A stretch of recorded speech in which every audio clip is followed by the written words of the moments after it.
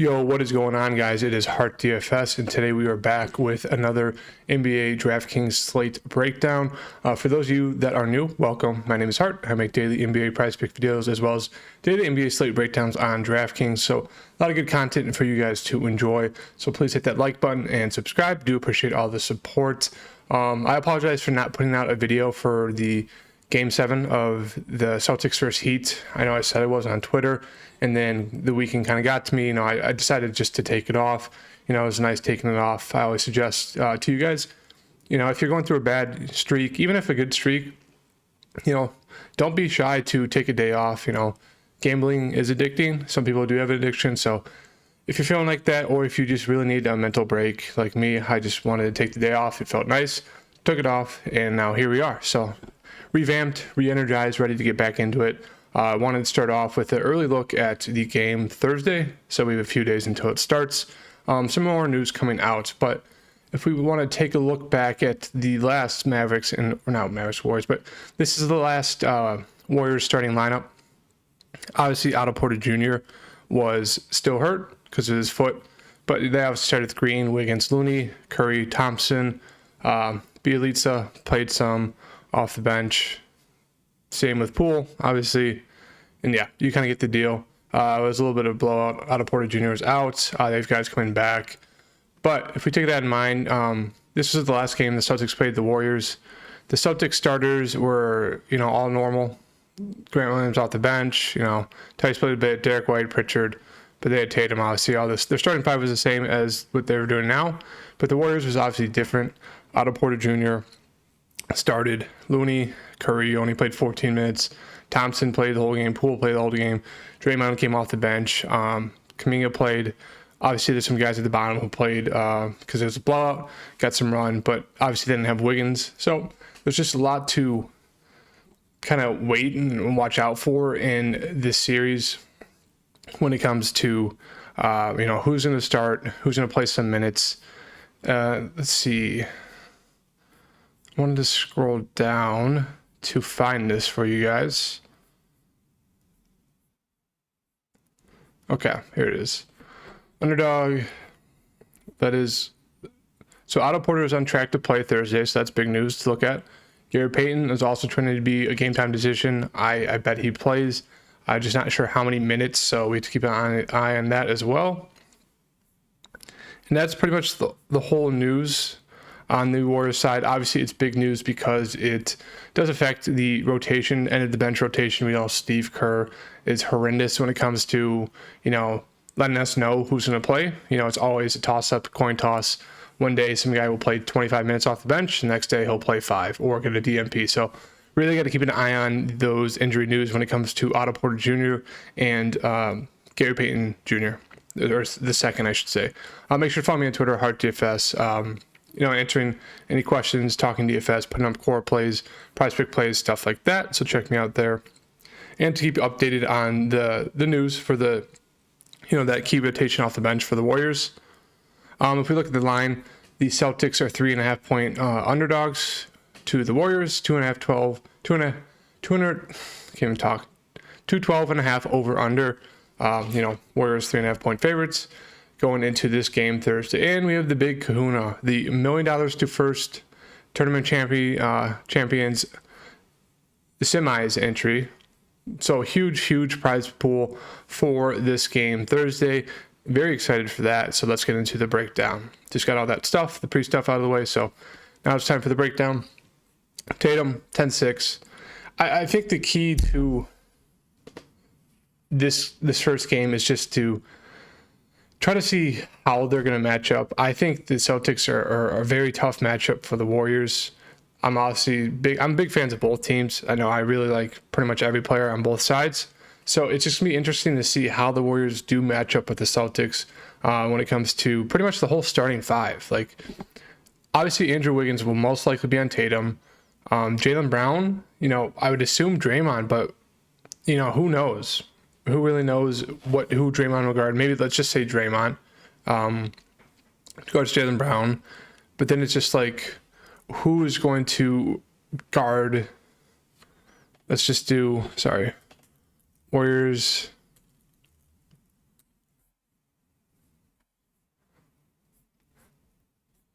So Draymond, let's just say Jaylen Brown. Wiggins, let's say Tatum.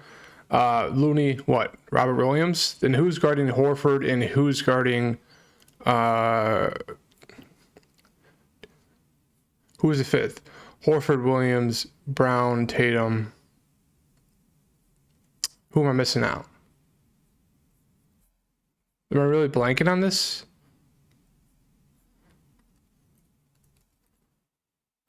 Sorry, guys. It's been a few days and I already forgot who the starters are. Marcus Smart. Can't believe I forgot that. Jeez. Oof. A few days has really gotten to me. But, so, Draymond guarding Jaylen Brown. Wiggins guarding Tatum. Looney guarding Robert Williams. Steph guarding Marcus Smart. And then Thompson guarding Horford, maybe? Like, it would just be interesting to see. I think that's a matchup problem at least one or two ways for the Warriors. You know, Horford, he doesn't post up a ton. Maybe he starts to try to post up Klay Thompson. Steph guarding Marcus Smart. Maybe they try to post up Marcus Smart down low. I know Marcus Smart has done well against Steph. Previously has held him to, pretty bad shooting percentages, but I think Steph will have a good series. It's just interesting to see, how these teams are going to come out and guard each other. But based off that, Tatum looks great, 10-6. No, we're getting from Tatum. Pretty much going to play the whole game. Going to see probably 20-plus shots. Hopefully he's hitting his threes. Because if he is, then he's, pretty much going to get you 50-plus fantasy points. So, really like Tatum. Going to be tough for Andrew Wiggins to stop him. A lot different of a matchup compared to Luka. And as we saw, Luka was able to do very well in the series. Obviously, they didn't win, but I think that's going to be the same for Tatum. Tatum's a lot more dynamic when it comes to how he scores. I know Luka is very crafty, gets people in foul trouble, but Tatum's 3 mid-range layups, driving the ball, all that stuff. So Tatum has a lot in his bag. Really like Tatum. Steph, I feel like some people are going to get scared of Marcus Smart defense. He's done well, as I just mentioned, but I think Steph is going to be able to shine in the series.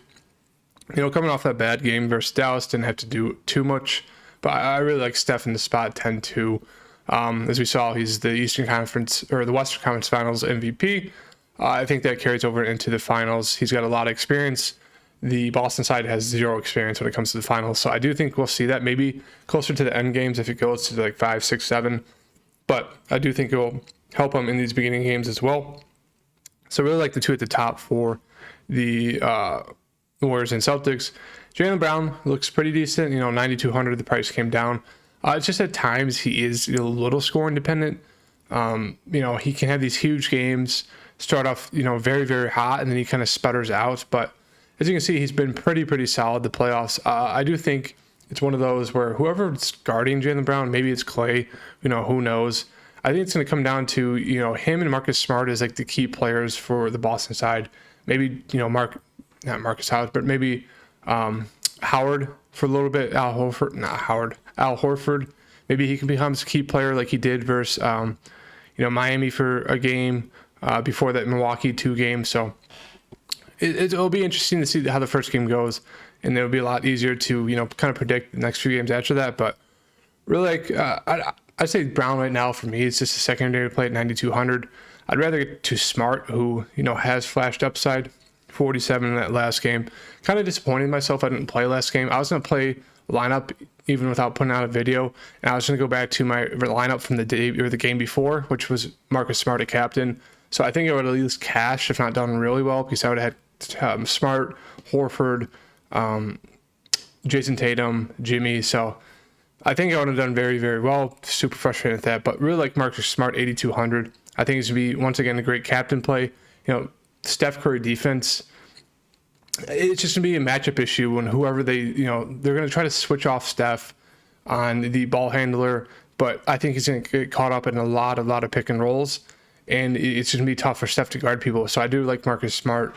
As you can see, has huge upside.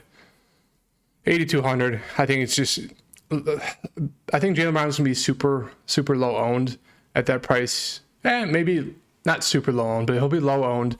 People want to go down to Marcus Smart, Al Horford, some of these lower end guys with the price difference, but I really like Marcus Smart. Klay Thompson, it's one of those things, I was just finally on Klay the previous game, I was on Klay that last game.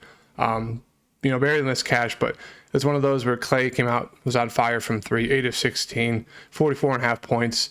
That's kind of what you need from Clay. And when you do have him and he does that, it's really going to help out your lineup. It's going to at least most likely make you cash. If not, win you a good amount of money. I don't think he's viable at captain unless he really, really goes off like last game. Otherwise, I think he's a solid utility play. I do think, we're starting to see him kind of come into his own a little bit. He's started off super, super slow that whole series against Dallas in the first half. He was horrendous every game. If you look back at the highlights, most of his highlights are in the second half. Not sure why he's struggling in the first half.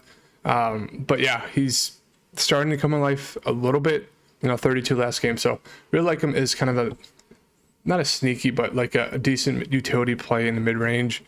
That price tag is going to keep people away just because he's a lot lower of a floor compared to guys like Smart, Horford, even Looney now, Wiggins, Draymond Green, so Poole, all these guys. All these guys have kind of a higher floor than Thompson does most games. And I think people are going to be, shy, afraid to play him at 7,800. So that's when you want to play him. When everyone's avoiding the guy just because, he has a low floor at times, 19, 28, 30.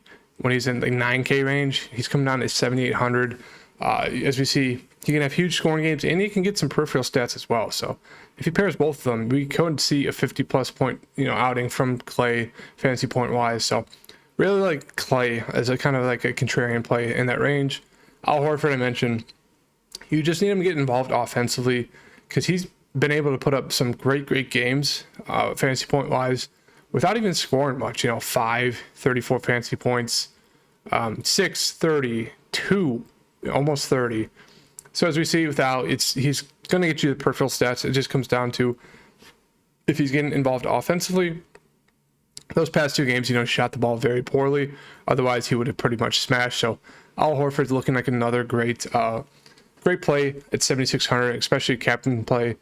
Versus Golden State Warriors, who are a little bit undersized. I do think Al should play his normal kind of close to 40 minutes, maybe even more. We're not sure if Robert Williams will play, so we'll have to keep an eye on that. But Al Horford, not afraid to play him against the Warriors, who play small ball. Al Horford should be able to do well. So yeah, really like Al Horford, especially at that captain spot. Looney, it'll be interesting to see how many minutes Looney plays. He will be undersized against Horford and Robert Williams, who are both pretty good for defenders as well. I don't think they're going to be giving up a ton of offensive rebounds that he's been able to take advantage of against the Mavericks. So I just don't think we can kind of expect the same fantasy put outfit from Looney versus the Celtics as we did versus the Mavericks. I wasn't really on him at all versus that Mavericks series, and it kind of hurt. But I really don't think we're going to be able to see 18, even 12 rebounds from Looney against the Celtics unless they come out and every person on the team's missing their shots.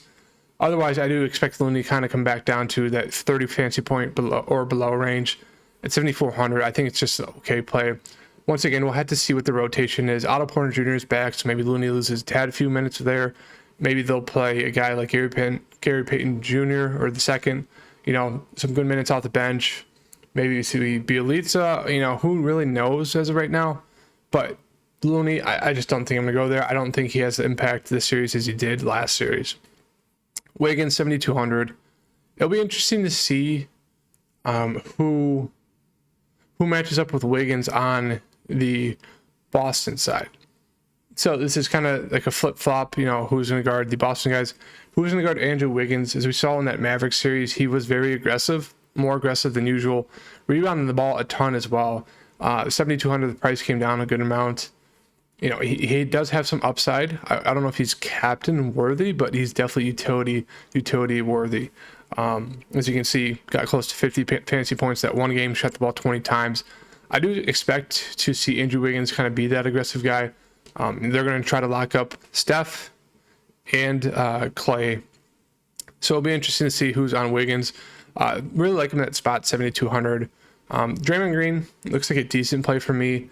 If the offense is flowing, if the Warriors are doing well, it's mostly because Draymond's getting the shooters involved, screen and rolls, as I always mention with Draymond. Done well the past 3 games. And pretty much that whole Dallas, series, I think the one time I played him, it was when he got 19 and a half, should have fouled out, chirping the refs. He is a little bit foul prone, as you can see, 4, 6, 4, 1, 5.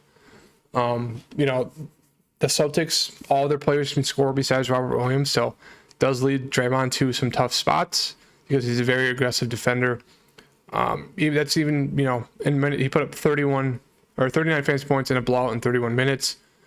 26 minutes, 30 fantasy points. So I don't know if we can expect him to score like he did in the last few games. He's a guy who's only averaged 8 on the season. Points per game have come down a bit. But at 6,800, if you think the Warriors are going to do well and their offense is doing well, Draymond's just a key cog engine of that team. So I really think you would need to play him at 6,800 if you think the other guys are going to do well. Jordan Poole is, I'd say, a good captain play. He's done well against the Celtics in the last game, as you saw. Obviously, they weren't starting Wiggins. Draymond wasn't starting. So he'll be coming off the bench. He didn't do the best in that Dallas series, Did have a game with 35 fantasy points. Last game, 33 and a half. It's just the shots were down 8, 10, 4, 10, 12. This is a guy who's coming off the bench or even starting, who's putting up massive points, massive shot attempts per game. He does well even in a few amount of shot attempts because he can't get to the free throw line. So I think he will be the key for the Warriors side, who will really open up opportunities for guys like Steph and Clay if he comes off the bench and he scores well, because they're going to have to really focus on him. He's pretty shifty. I think he'll be able to easily get past Robert Williams. Maybe Al Horford will have a better chance, but I think Poole's the X factor for the Warriors in these first few games. So at 6,400, I'd say he's a good captain play. Does have a low floor at times, as you can see. Can get limited in the minutes. He's going to have foul trouble in this series going against guys like Jaylen Brown and Tatum. He's another guy who they're going to target aggressively, him and Steph. So these guys will be in foul trouble. Definitely keep that in mind. But I think he's the X factor offensively for the Warriors in this first game.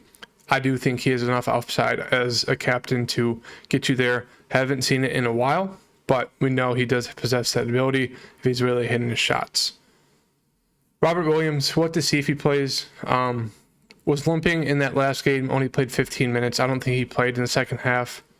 So we'll definitely have to keep an eye on that. I'm assuming with the few days of rest, he'll be able to give it a go. Should probably expect, 20 to 25 minutes. The Warriors are a little bit small, so maybe he does do a little bit better offensively, rebounding-wise.